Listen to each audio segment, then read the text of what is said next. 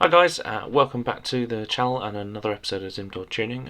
This time it's the second episode in the series of Project Cars 2, where we've been going around Zhuhai International Circuit in China. As we know, it's one of the first Chinese, or the first Chinese sort of track that was properly purpose built. And we've been, in a previous video, if you hadn't seen it, we've been learning this track from scratch, as this game and track and car are new to me as well. So throughout this video, I'll show you my sort of mastered lap, which I managed to do all right on, and also sort of share the setup with you as well. So, before we get into this, I had a quick look on the Project Cars 2 website and found neatly that you can compare all of the times only from the PC leaderboards, which is a little bit frustrating for us Xbox users, but I'm sure you can appreciate it's a good sort of comparison. So what you can do is you can go on and select the right track and also the correct car that you're going to be using, so our Renault Sport RS GT3, and you can see there that JSR Luke's first on PC with a 1:32.177. Also see those sector times, so 36.0 for the second sector, which is pretty neat, and a 29.633 for the final sector. A couple of people close to him and some quicker sector time, so we know that there's going to be a little bit of time in this, but as I said in the last video, it's first couple of days into this game, and seem to be adapting quite well to the wheel, and I know a few of you have been interested in wheel settings, so I'll release them sort of in due course, probably on another video. So let's have a look at the lap. I spent about half an hour on some time trial trying to get something respectable. You see I've got 1:32.337 at the minute. It's my previous best was some sort of good sectors, but not ideal, sort of 3/10 down in the final sector. So we'll have a look at this lap, and then we'll break it down in a bit more detail, and then potentially have another sort of full look at it. So this corner I was really struggling with, actually trying to get the braking point right, and then trying to get the turn in, and I couldn't decide whether it was second or third gear, and I ended up going with second gear at the end and just flicking up to third, and a lot of the time I feel in a race that ruins your momentum.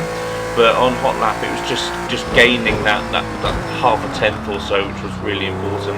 I had a real issue with this corner with sort of oversteer on the outside, on the exit of it. So I don't know if that's something I could work on a setup. I was having an armful of opposite lock, and it was upsetting the rhythm. But I think there's a lot of time in this middle sector for me out the slow corners. I was getting out of all of them. This one I managed to get flat pretty comfortably, changing up just before that apex to get the rear end of the car rotating a little bit. But as you can see, there's definitely some work to be done on this final sector, sort of on my braking point, and I missed the apex by quite an amount there on the curb on the exit, and again one of those slower corners that I was struggling with quite a lot. This last corner, actually, I did screw up a few times under pressure on laps, but I discovered you could cut the curb a little bit more than we were doing on our learning Zhuhai track, and that gave me a bit of time in the last sector, especially compared with JSR Luke, who was in at sort of 29.3. So that was a 1:32.195, so it was just behind Luke, but definitely a lot of time to gain still, but a good sort of representation of what can happen in such a short period of time. So let's break it down in a bit more detail. Let's look for some braking points. And the first one is this first corner. So key. You can see up there the 100-meter board on the top left hand of the side of the screen. We're just braking just before that. Really, in real time, it seems like you're braking at the 100-meter board. If you're a bit more visual and you like colours, then there's an orange man sitting there as well, and you've got the Project Cars 2 board on the right-hand side. And this is what I'm talking about, getting to know the track a little bit more. Early entry into that corner and let the car roll a little bit. Get on the power in third gear, not second. And what I was finding in second gear, that I was really losing a lot of traction there because of the long nature of that corner. So third gear gave me that chance to put the power down early. Again, just before the curb on the right hand side, we're just after the board actually, so the curb is a good measure of where to brake on this one. Take a lot of curb on the inside, take a lot of curb on the outside, straight into third gear, and we get a little bit of respite here. This corner is very different to when we were learning the track though, this right hand hairpin, because there were a lot of shadows from that gantry on the top left to brake. So actually there's not really a braking point here, and the best I can do for you is there's a gravel trap on the left hand side. You can just about see the end of it there. That's the point to brake.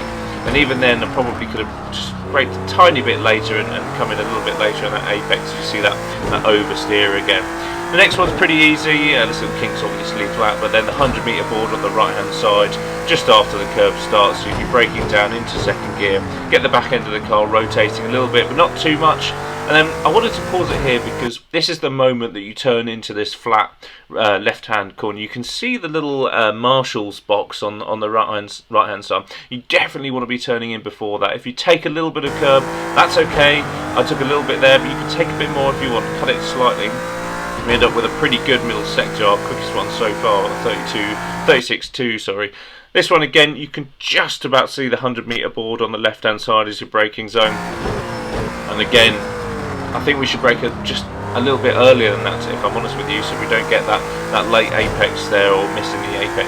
The last corner, under pressure, very difficult. You're going to be coming in here at different speeds, different turn-in points, so pick a point to brake, turn in on the 50-metre board. Keep it in fourth gear, as I was mentioning in the learn the track video, to keep that momentum onto the start finish straight. And away we go in the 32.1, or 9.6 it was. Again, definitely some time to get in, to get out that lap, but I think it's a pretty good, like I said, representation of what can be done in a short period of time. So I spent less than an hour on this circuit, and this is a car setup that I've just sort of, well, not thrown together, but a combination of what people have told me and had a little play around things on some other tracks. So definitely some room for improvement, I think. This corner really was unsettling, and I think it's worth playing around with the gears a little bit maybe, so third gear is able to go through there a bit better, or making the car a bit more nimble so we can whip through there a bit quicker. And obviously that corner, getting that braking zone under pressure is very difficult, so something to work on there. The end of the gravel trap's really not that obvious when you're travelling at 100 and 40 miles an hour or whatever we're going into that corner, 130. This section really though, I think I'm starting to get some time. Still work to be done coming out of those slow hairpins, but I'm actually starting to get to the hang of them. This one definitely. I think if the car was a little bit more stable through there, actually I think we carry a bit more speed because we're not on the limit of the grip. And clearly, if you can carry a bit more speed, you're going to gain time all the way down that straight, but maybe will affect the braking point into that final, well, penultimate corner. The last one, though, is so difficult under pressure, and I'm glad I sort of got it 95% right on this lap. I do turn in slightly early, I think, and don't use all of the curve on the exit, but as you'll see later, it's a bit of a double-edged sword using that curve. So, as promised, let's get into the setup. There's loads of different things to adjust on these setups on Project Cars. I'm not going to go through everything. You can sort of slow down the video and pause it to your delight to sort of jot these down or get them on your car. But the one thing I would highlight is sort of that front brake bias. I was really struggling with the back of the car when I had it sort of 50-50 or even 55% to the front. I was losing the back of the car into those slower hairpins and ended up just spinning a lot of the time. So I've set the car up to have a stiffer front end, and maybe that buys in a little bit of understeer, which is how I like my sort of driving style to be. I like a bit more of a stable car. I know a lot of people like to drive sort of on the front of the car and let the back swing round and then deal with it a little bit later, but I like to have a stable rear end and really know what the car's doing underneath me, so I tend to set things up a little bit more understeering. Anyway guys, thanks for watching. I hope you enjoyed this video, and if you did, give it a like, and obviously if you subscribe to the channel, then that's really helpful, and going to be releasing some more content like this. But in the meantime, I'll leave you with this bonus clip, and I'll catch you next time guys.